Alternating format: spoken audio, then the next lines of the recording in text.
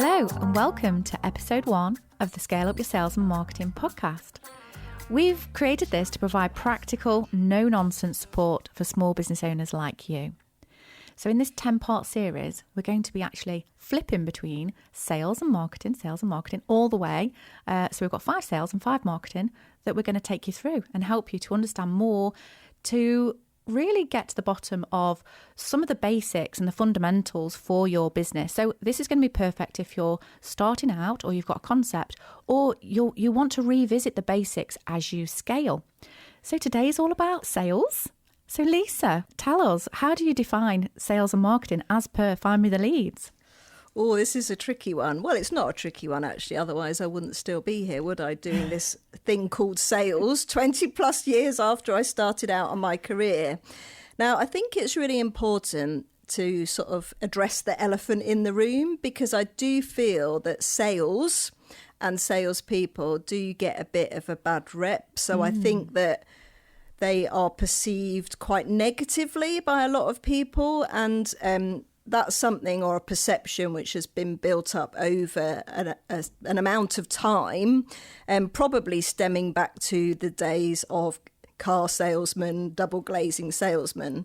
But the point here, and the point that I really want to make, and the way that we approach sales, is very much around building customer relationships. So talking about the process of finding new customers and converting them from a prospect or an inquiry into a paying customer. So for us, it's not transactional. Ultimately, there is an exchange of cash involved. However, we view it very much as a relationship building process. So let me just talk briefly about the process of sales. So I think I touched on it already. I think it's important to remember and not to shy away from the fact that a sale is a transaction. That can be a transaction which is a financial one, i.e. an exchange of cash for services or goods. But actually, it can also be an exchange, so an exchange of knowledge, an exchange of experience, which might not actually be for financial gain, but it's coming from a collaborative and a supportive point of view. So you and I sitting here together, we are exchanging constantly ideas, opportunities with each other, not because we're paying each other to do that, but because we understand it's important to build relationships, because ultimately at some point down the line, what we share with each other will convert into a sale. So I think sales as a process for us at Find Me the Leads is very much around prospecting. So it's very much around identifying opportunities and making connections and starting to really build that relationship with customers and prospects. It's also important to point out that there is a difference between sales and negotiating. Ooh. So negotiating comes, in my opinion, quite a way into the relationship. So sales is the front end of the process.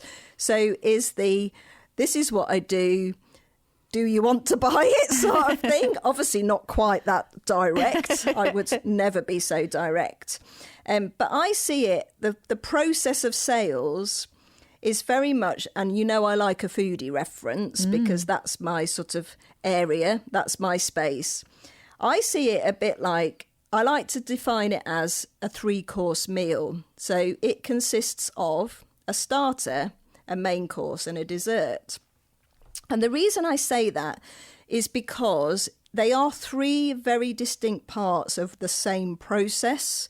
However, and also the people that are involved in those 3 stages of the process possess very different skills and actually require very different skills. So the starter is all about whetting the appetite. So this is what we would define as the prospecting part of the service. Finding suitable outlets for our customers' products, for example, making contact, introducing, whetting the appetite, and then leading them through into what then becomes the main course. Yeah, so now we're getting down to the nitty gritty. Yeah. This is the tell me more. I want to know more about this service that you provide or this product that you sell. You know, what's good about it? How will it benefit me? How will it benefit my customers? So there needs to be a lot more detail and probably a lot more hand-holding at that stage. So that's a really critical stage, because that's the point at which you can get it so right or so wrong.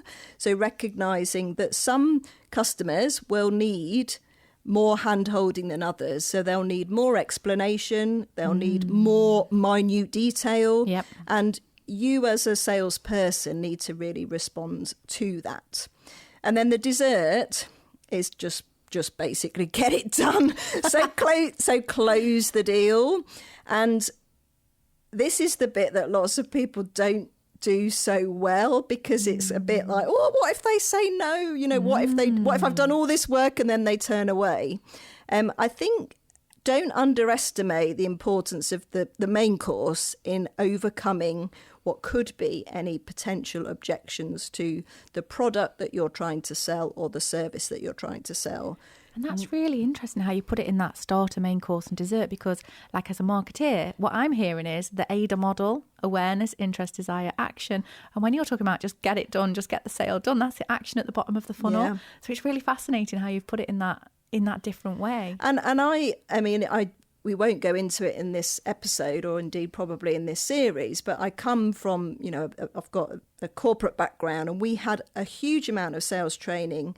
And this last part, you know, there's lots and lots of different variations on a close. So there's, you know, such a thing as a scare close, where you say, oh, that's such a shame because Joe Blogs down the road, he's going to take it. And then there's a scarcity close around, oh, well, you need to buy it now because, you know, we've only got 5 available. Yeah. So fearing them into, you know, saying yes. And that's probably why so many salespeople have got such a bad reputation, because they use tactics like that to secure the deal. When actually, for me, if you've enjoyed your starter, i.e. you've paved the way, you've really delivered on your main course in answering any questions, overcoming objections. The dessert is really the icing on the cake. Yeah. And when you get to that point, you just need to ask. Don't be afraid to ask, are we good to go? Can I, you know, is it a yes? Is it a yes from me, sort of thing? But you just need to know, don't you? And it's important as well to say, if it's not a yes and it's a no, that's okay. A no often turns into a yes later down the line. Yes, it's disappointing. Yes, you'll feel a little bit like, oh, I've spent all that time and they've said no. But see it as an opportunity to convert later down the line. So we've talked a bit about the process. So this is the process as defined, the sales process as defined by Find Me the Leads. We have people, customers right at the heart and centre of our process. But I just want to touch briefly on salespeople. And to me, there are 2 types. There are the hunters and there are the farmers. Now, hunters, oh my gosh, that sounds like such an aggressive word, doesn't it? Like, I'm going to hunt you down. It's not. This is what I am. So I am a hunter. I like finding the right people, the right businesses, the right outlets for my clients. You know, I love that part of it. You know, call it pioneering, collaborating as well. You're connecting people all the time. Absolutely. So I love that part of the process. I really thrive on that. So this is about opening doors. You know, this is about knocking on doors and allowing them to open so that you or your clients can walk straight through. So this is the hunter part of the process, which aligns itself best to people, so salespeople that define themselves as hunters. So I'm definitely one of those. The farmers are the ones that like to nurture the relationships, cultivate the relationships, build relationships. They are what you would call in the traditional sense, the account managers. So they take a new or an established relationship and they manage it on a day-to-day, week-to-week, month-by-month basis. So they are the ones that get into the process of negotiating that we touched on briefly at the start. They're the ones that look after, for want of a better phrase, customers to ensure that their needs are met, they remain happy, they continue to be customers, so they come back and buy more, or they're retained as customers within the business. So they are the farmers. So it is important to identify if you are one of those people, or indeed if you have a team, who within your team possesses the characteristics of a hunter versus a farmer. And I think it's really important to play to those strengths. So put the right people in the right roles that are going to allow them to succeed and to thrive and to bring in sales into your business and retain happy customers within your business. And if somebody's a solopreneur, then this is something that can also be outsourced, right? So if they know that they are a hunter or a farmer, then they think that actually I need to employ somebody or I need to outsource to somebody that is the opposite to me in order to help the sales process. That's something that can be done quite easily, right? Oh, absolutely, 100%. So, we hunt on behalf of our clients. And we like that because actually when you work as a solopreneur with a lot of clients, which we hope that you do, it's not right to become an expert in every single product or every single service offered by each of your clients, because actually you'd be doing them a disservice. You cannot take on that level of deep knowledge and understanding that is the same as the client. So actually, I think it's really okay to warm up the conversation, and then at the point when it becomes hinged on detail, so I need to know the dimensions, the price, how long it lasts, what the payment terms are, etc., etc., etc., it's okay then to pass it on. So potentially back to your question around, can I outsource that part or a part of the sales process? Absolutely. Outsource the bit that scares you the most. Yeah, and I think sales can be pretty scary. And something that you said earlier on kind of really resonated with me, where you said, actually, you can be saying like, is it a yes then? Are we good to go? And actually by taking the weight out of it and by actually just it is a person-to-person decision-making process, isn't it? And to be able to make it more fun, it's like it makes it more fun for them to go along. If you're buying a new sofa and they're like, yeah, do you want to sign the paperwork? Or if they're like, hey, are we going to get this in your lounge before Christmas? With a big smile on the face, then, it makes it it's part of that process, isn't it? And I think as business owners, we can get too caught up in like the transactional nature of sales and that it should be scary and that it should be difficult. And actually what you're saying is, actually, you can, if you bring your personality to it as well, you can have a bit of fun with it. And obviously there's a serious nature to sales, but it depends, like you can bring your personality and make it a little bit different. Absolutely. And I think, that's what we as small business owners can do 100%. Yeah. Nobody else is like us. We might be selling the same product or service, but we'll be selling it differently because we're all different and unique as individuals. Yeah.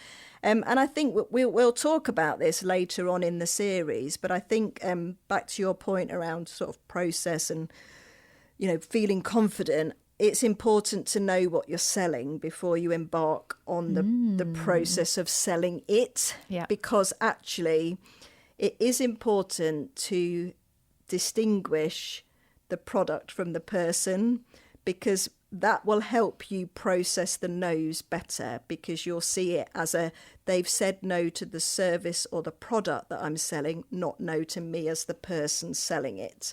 So we'll go on to that later on in the series. But I think for the purpose of this episode, I really wanted to just establish us as a business, so as Find Me the Leads, how we define the sales process is very much around the 3 courses that I talked about. So starter, whet the appetite, main course, give them the details, and dessert, seal the deal. And then in terms of the people that actually activate that process, are they hunters or are they farmers? And I would encourage you as listeners to just think about that in terms of who you think you are and how what you do can play to your strengths in terms of generating sales for your business. So I've got a question for you. Can you remember the first sale that you made in your business? Or can you remember one that like really fills you with joy? I think I'm quite cheesy, actually, and I have had lots of punching the air moments in my conservatory. Like I do the happy dance. I do. I can't help it. I can just imagine you, actually. And for anyone who has the best emails are the ones that come from Stripe. Yeah. Which tell you that you've had a payment. That really gets me excited. So in a way, I suppose I am quite transactional. Like when the cash lands, I'm like, yes. I think, yes, I can remember the first sale, but it was actually quite a boring one. But actually, I'd like to just touch on the most significant one, actually. And this was coming out of lockdown. So it hadn't been a great time for a lot of small business owners. I myself was one of them. And I remember the first invoice that I got paid after COVID restrictions started to be lifted. And I did a really stupid little happy dance and did a scary, like, I'm back type of shout out across my social media. Because honestly, it didn't matter how much that invoice was for. It was just a sign that things were back. I'm back as a small business. I'm back as a small business owner. It's going to be okay. So actually, that is the most memorable and the most significant of all the sales transactions that I've had in my business because of what it symbolised. Yeah. It's like those first shoots of spring after a really tough winter. Definitely. And and so I do the happy dance. Yay. I do punch the air, because I think we need to celebrate. That's a transaction or a sale that I made for my business, and that's to be applauded, isn't it? Really, absolutely. There's ways that I do it actually. Having things like just Trello board or popcorn or whatever it is that you use where you're moving people along that process. But there was a time when, I think it was just before COVID, when I actually thought, do you know what we should do is each customer have their name in a Post-it note on a bottle of champagne and have them on a shelf, and so that you move them along closer to, and then when they get to yes, then you pop the cork. I think we need to start implementing this. Oh, I love that. I really do. And it's funny, like when you say things like that out loud, you think, I hope people don't think that I perceive my customers as bottles of champagne. And it's absolutely not that. This is what I mean about the trying to sort of use the word transaction loosely, but it is about moving people, customers, prospects closer to the sale, which is the actual, they become a client. And actually, as small business owners, we want to work with nice people. Absolutely, so when a prospect becomes a customer, it's a real win, because it's like, yes, they're my ideal client or customer. They're in my business. I'm going to deliver them an exceptional service. I think it's all good. Don't be afraid to ask. And, if you need to punch the air and do the happy dance, do it.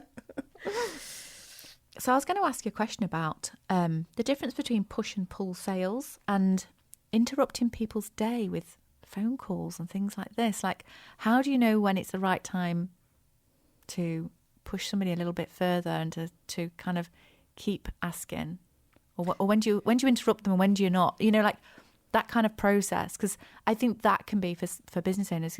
It can be a bit, I just won't bother. I won't bother asking because I don't want to interrupt the day. Yeah, I think I shared with you recently a quote from somebody that I'd had a discovery call with that said, oh, I don't want to be too pushy, you know, when we were talking about doing the follow-up. And I think it's not what you do, it's how you do it. So you can be tenacious, you can be pushy, if that's such a thing, but it's the way you go about it.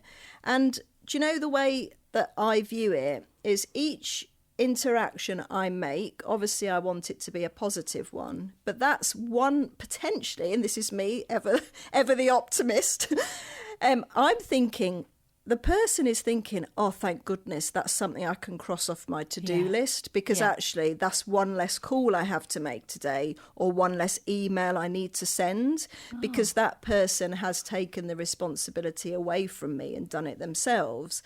And I think this is back to the process that obviously we spoke about, that it is your responsibility. If you want that sale, you need to be the one managing the process. And in terms of best time to call, that type of thing, I think there are some definite yeses and some definite nos. So it depends if you're contacting. So for us, we contact quite a lot of retailers, and a lot of retailers that have hospitality facilities within their premises. So for us, we have this sort of no-go area between like 11:30 and 2 o'clock, where we just respect that they have got, you know, other things to do. So they are serving customers, you know, making sandwiches, whatever that looks like. So we avoid that at all costs. Most of the places that we contact are closed on Mondays, so that rules that out straight away. If you're contacting a business, I would suggest that it's probably not a good idea to call them first thing on a Monday morning. They're not going to thank you for that. And there is no sort of science behind it. However, you could say that as we get closer to the weekend, people are probably in a bit better mood. They're probably more likely to chat. So maybe you need to focus your attention on calling them in the latter part of the week. But don't make that 4 o'clock on a Friday afternoon, because they're clearly already in the pub by that point. So I think it depends on who you're contacting. And I think this is the crucial point. You need to think about when is the right time for them, not when is the right time for you. Yeah. So if you've got a window of opportunity between 9 and 10 on a Monday, that is not the right time to be calling. So you need to think about, I want to set myself up for success, which means when I call, they answer the phone. And when they answer the phone, they're prepared to engage in a conversation. So set yourself up for success, because that will enable you to make more and have more conversations. What tips do you have, Lisa? As a final thing, what tips do you have for those sales calls where people are thinking, I need to pick up the phone and I need to ring these 5 different prospects. I've not spoken to them before. These are cold leads. I know that my products or my services would be great for their business, but I don't know what to say when I pick the phone up. Like, what advice have you got for that? Well, I think you need to have, so I don't want to say script, because I know that lots of businesses market themselves on being script free. So I prefer to call it a crib sheet, and you need to have one. I mean, I have one now, and I've been doing this for a long time, and it's not a script. It's literally 3 bullet points or 5 bullet points. These are the key messages that I want to land. So I put a post out recently on my LinkedIn about, you know, cold calling. By the way, we do it, but we do it in a warm way. Just wanted to get that out there, because again, cold calling sounds so awful. I put a post out about the process that we go through of cold calling, and somebody said, like, you know, made a comment, oh, it'd be interesting to know, you know, what you said or how many words. So I timed myself and I delivered my key call, my main call to action, which was, who do I need to contact? What's their email address? Because it's really important to have the name of a decision maker. And I delivered that message in 20 seconds, in 24 words. Amazing. And I think you need to remember that the first call is not a sales call. It's an inquiry call. Yeah. It is a, hi, this is who I am. This is what I do. this is what I want from you sort of thing. So this is the call to action. So my recommendation and advice would be always have a crib sheet and have a clear call to action. So what do you want to get out of that call? Yeah. And I know that we're going to cover this in another episode. Like, I'll give you some really clear pointers in terms of how to make those telephone conversations as effective and efficient as possible. But what I would say to you, and I think we'll probably, wrap it up on this point, is the first call is the hardest. Do you know, once you've made that call and you've said what you're going to say, if you're sitting in a room on your own, which let's face it, most people will be, it doesn't really matter, does it? Nobody's listening. Have your crib sheet, say it. And once you get a good response, it will just empower you to keep going. Yeah. But it doesn't matter. We're all just testing and learning, aren't we? It's not the end of the world. If you fluff it up and they say no, just move on. Thanks so much for that, Leisa. It was really inspiring, actually. I felt like I really took some nuggets from that, so thanks so much. You're very welcome. I'm really looking forward to hearing more about marketing on our next episode. What is it and how powerful can it be? I really can't wait for that one. Oh, fab. Can't wait either. One last thing to let you know before we go. You can follow us on Instagram to see behind the scenes stuff, like Leisa being funny. Just look for Scale Up Podcast, or one word.